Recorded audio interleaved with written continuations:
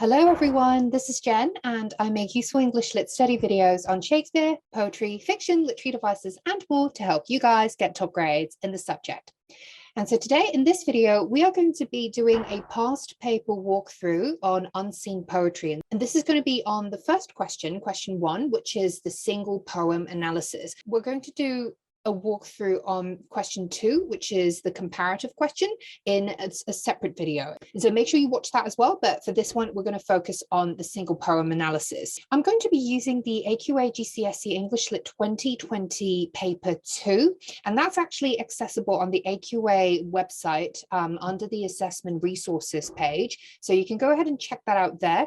But for the purposes of this video, I've screen capped the question, and this is the unseen poem, and it's Santiago Baca's I Am Offering This Poem. And the question is asking us, how does the poet present the speaker's feelings about love? So before we start looking at this specific unseen poem, I just want to refresh our memory of the approach to analyzing any poem. So I've actually done separate videos on how we can tackle any unseen poem. And if you want, you can check that out in this video that I'm showing on the slide now. But otherwise, we're just going to do a quick recap and to run through all of the steps that we need to take in order to analyze any unseen poem we're given.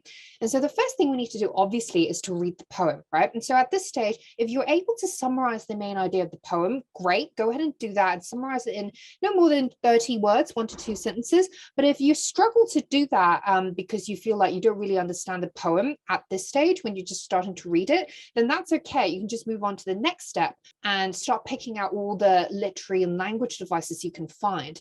As we start getting into identifying the techniques, that's going to ultimately help us move towards understanding the main ideas of the poem and therefore be able to summarize what the poem is about. And so when I talk about picking out all the literary devices you can find, I'm really talking about the low-hanging fruit, right? Those devices that are relatively easier to grasp, relatively easier to identify, like simile, metaphor, rhyme, personification, etc. So go ahead and just find them, because these are usually really easy to spot, and most poems contain at least some examples of these comparative devices or these simple sound devices.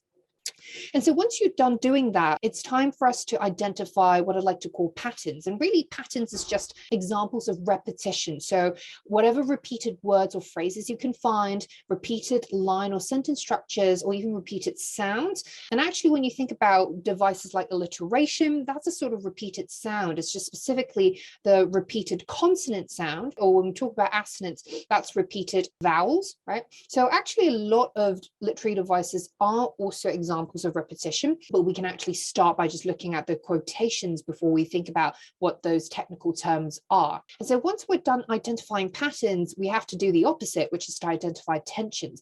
When we talk about tensions, I'm really talking about oppositions and contrasts. And so these would be words with opposite meaning. Any examples of irony, which is of course the opposite of what we expect. Do you notice that there is the juxtaposition of long versus short lines, sentences or stanzas, or whether or not you find soft and loud sounds in the same poem? So these are all examples of tensions that we can find in a poem. And then once we're done looking at the patterns and tensions, i.e. the repetitions and the contrasts, it's time to consider how these patterns and tensions work together to create meaning. And usually it is in the synergy and the conflict between these repetitions and contrasts that create rewarding meaning for us to analyze in a poem. And I just want to remind us that whenever we are looking at the techniques or devices in a poem, we have to remember that these are simply the means to serving a greater end. And of course, that greater end is always to help us understand and explain what are the key ideas and themes of a poem. And so the techniques are always there to serve these themes and ideas. And so once we are able to come up with an interpretation of the poem from our identification of these devices, we can now categorize our interpretation into perhaps a couple of key ideas for our discussion. And so making sure as well, obviously, that these key ideas all relate to the topic in question. And so for this specific question, it is how the poet presents the speaker's feelings about love, which we'll go on to look at in a bit. Finally, we need to be formulating our thesis statement, which is really our main argument, what we think about the topic in question, what is our view on how the poet presents the speaker's feelings about love, okay? And so the thesis statement should always be a kind of summary or a distillation of those main ideas that we've identified for the discussion in our essay.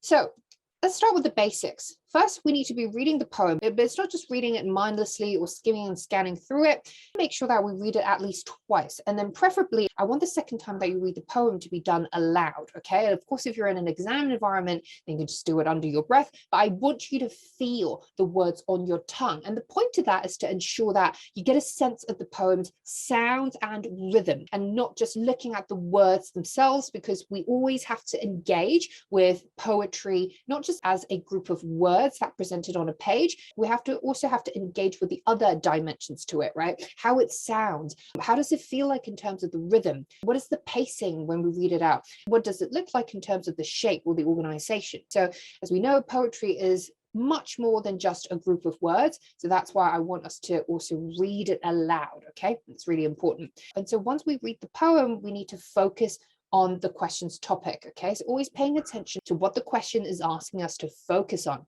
And so in this question, we're asked to focus on how the speaker feels about love, right? So that's another way of thinking about what is his view on love? What is his take on love and the value and the role of love?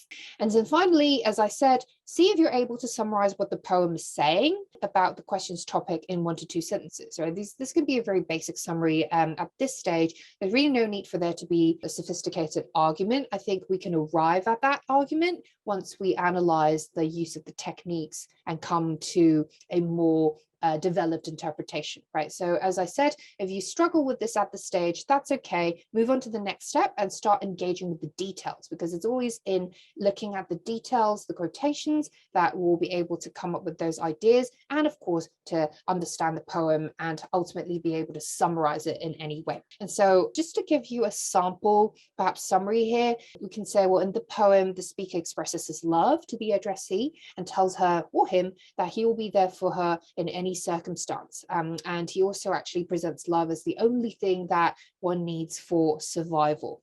And so now that we've read it, it's time to move on to the annotation. And always remember, when we're annotating, patterns and tensions contribute to meaning. So it's always in the patterns of repetition and those tensions created by the contrast that we arrive at any sort of meaning about the poem.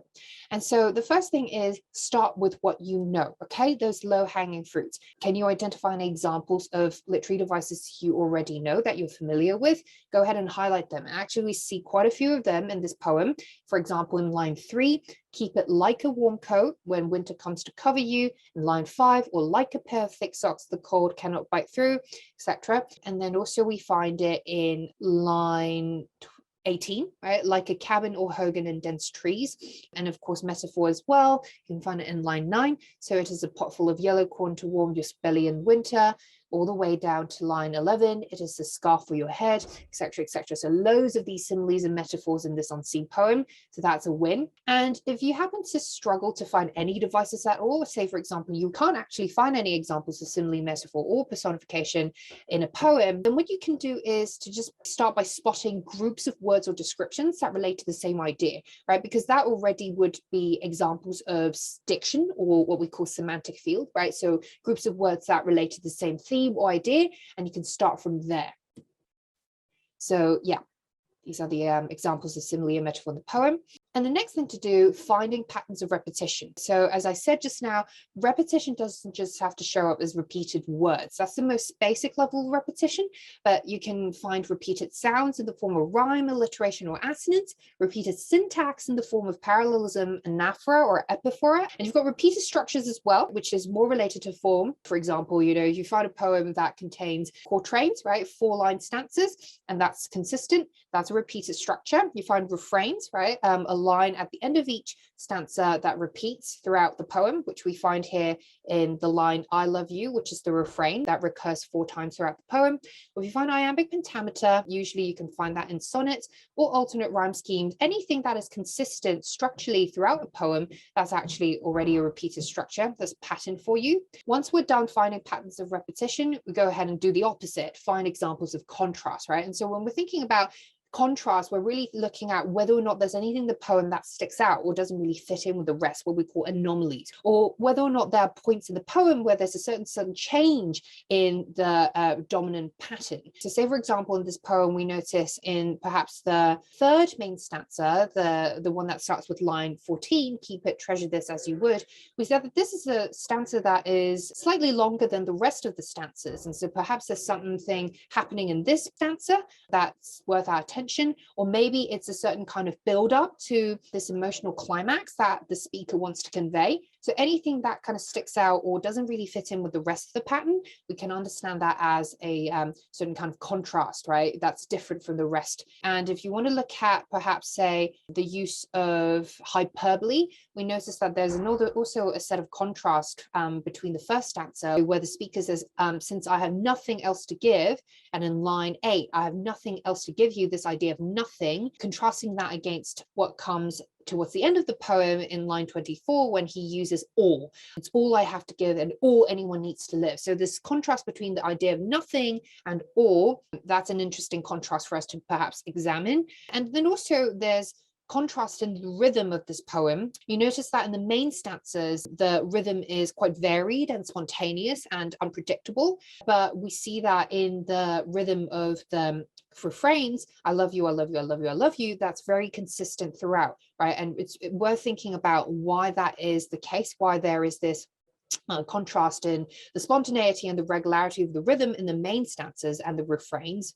Right, so ultimately, what is a top grade strategy is that we don't just find these patterns and contrasts and then analyze them separately. We need to be considering how these patterns and contrasts work together, synergize to create meaning. And usually when we think about how repetition and contrast work together, what results is irony, the opposite of what we expect. If there's any sort of divergence from a recurrent pattern, that's actually already an example of irony because it diverges from what we expect. And so any sort of awareness, if you're able to show how the patterns and contrasts work together to create irony, ultimately that's going to be a great starting point for you to come up with some top grade analysis. And so here's just an example of how I would go about annotating the poem. So I understand that this might look a bit busy right now because there's lots going on in this mural, but this is just to give you an idea. So you would just start by like underlining or circling any words that you find significant. You would then just quickly jot down, okay, what are the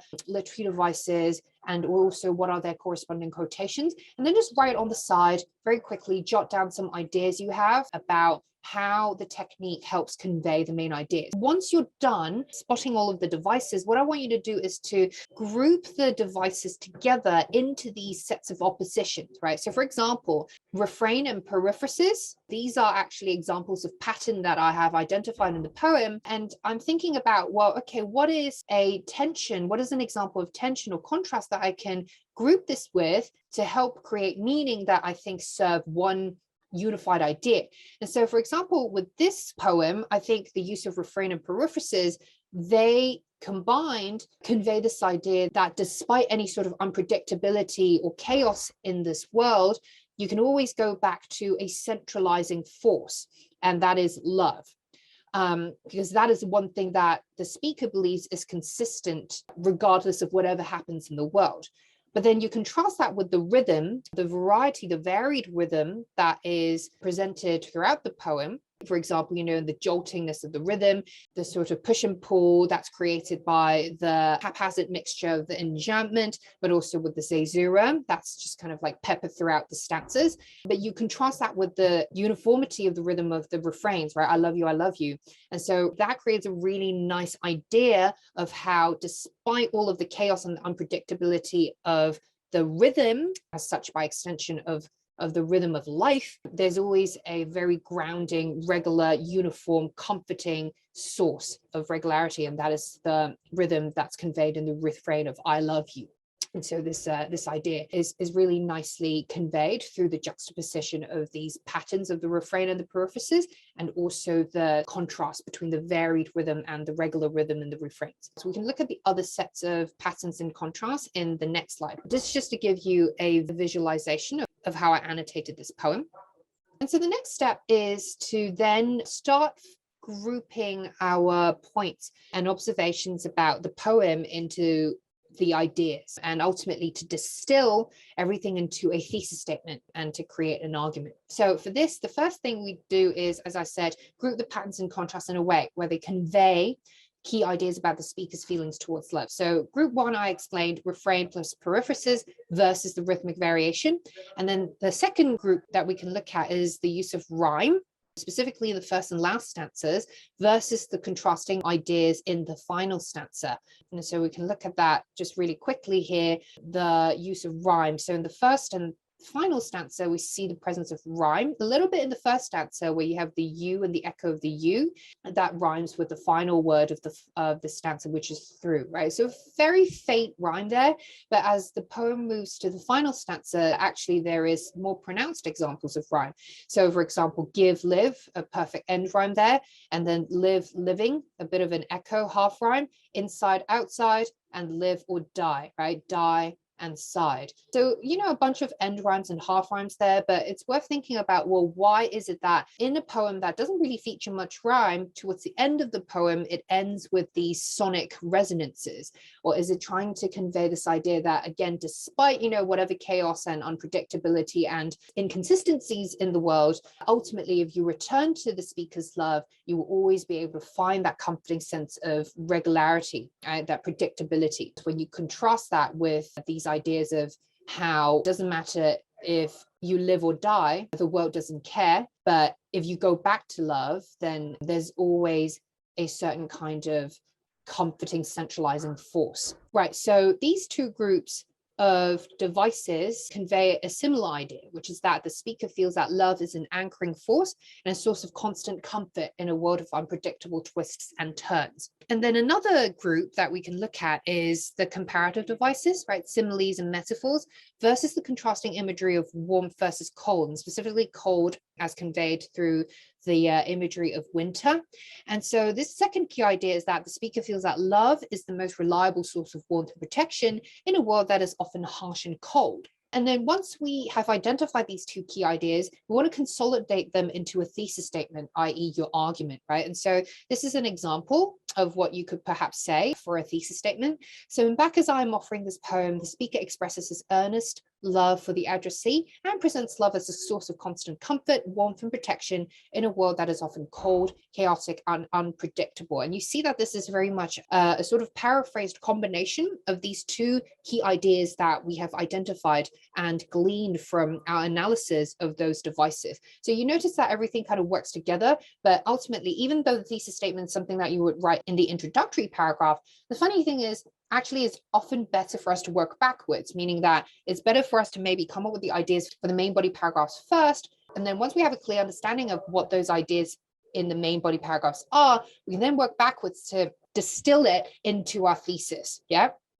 Finally, we move on to the essay. I'm a huge advocate for planning out our essays, even just in terms of sketching it as a framework. I think that's very important. And so we'd start with the introduction as with the thesis statement. Very important to start your essay by telling people what exactly it is your argument is about the poem. What is your view on how the speaker feels about love? And the first main body paragraph always start with a clear topic sentence, and that would be the first key idea. So in this poem, as I mentioned, the first key idea, perhaps it could be that love is an anchoring force and a source of constant comfort in a world of unpredictability. And then once we set out that topic sentence, we'll then analyze the use of those relevant devices. We want to then bring in those patterns and contrasts by way of those relevant devices. And of course, also bringing in those quotations as appropriate to analyze. Second main body paragraph. This can be a continuation of the first main body paragraph idea, but simply looking at it through another aspect, through another group of patterns and tensions in the poem, the use of rhyme and those contrasting ideas in the first and final stanza. And then the third main body paragraph would be our other key idea, the speaker feels that love is the most reliable source of warmth and protection in a world that's cold and harsh. And then we, of course, you know the drill, we analyze those corresponding devices and look at those relevant quotations and how they contribute to this idea. And then finally, we just want to wrap up with a thesis recall. And really a thesis recall is a kind of restatement of your thesis statement, a paraphrasing of it, but perhaps bringing it to a sort of more elevated level. Sometimes you can also bring in your awareness of having analyzed techniques and devices to arrive at your argument, right? So you can actually say here, well, through a rich variety of literary devices, Baca presents the speaker as an ardent believer in the power of love and in the idea that love is crucial to human survival. Really, that's not a huge divergence from the main essence of what we're saying in the thesis, but of course we are phrasing it in a slightly different way, yeah? And so with that solid plan, you are ready to write your essay. So just to do a quick walkthrough recap, what we want to be doing is first reading the poem, and then if possible, summarize what the poem is saying. And those are your basics, read and summarize. Then once you do that, moving on to the annotation, you want to start with what you know. Identify whatever devices or language or stylistic features or structural features that you already are familiar with, and then pick them out. And then once we're done, start identifying patterns. Look at whatever repeated words or phrases, repeated structures, repeated sounds, find them. And then once you do that, we do the opposite, we flip it around and start identifying contrast, right? Any sort of oppositions that you can find throughout the poem. And usually you can find contrast overarching a poem. You can find contrasting words and ideas, but if we're looking at contrasting structures, then usually you'd have to take a step back and look at the poem as a whole. For example, with this poem, you know, just now we were saying how there's a specific third stanza. The third main stanza is significantly longer than the rest of the other stanzas. Okay, and so why is that, right? So it requires us to take a step back and taking a look at the poem holistically and not just looking at the localized words and details. And then once we're done looking at patterns and tensions, combine them, consider how they work together to create meaning, okay? And then once we're done with that, we can move on to formulating our argument by way of coming up with the ideas first. And so deciding on a couple of key ideas, usually 2 to 3, if 3 of you're feeling ambitious, key ideas that are relevant to what the question is asking us to look at. And then once we do that, we distill from these key ideas our thesis statement, our main argument. Once we're done with the argument, with our clear ideas, then we can start planning out the structure of our essay. As we know, thesis statement to start, topic sentences for each main body paragraph, analysis of quotations and devices for each of these main body paragraphs, and then finally wrapping it up with the thesis recall, topping and tailing it with by showing a strong awareness of our argument about the poem. That's really it. Reading and summarizing, moving on to annotating with an eye on the patterns and tension and how they create meaning in synergy, and then coming up with a strong argument by basing it on key ideas, and then finally planning out the main skeleton of your essay and just writing it up. And there you have it.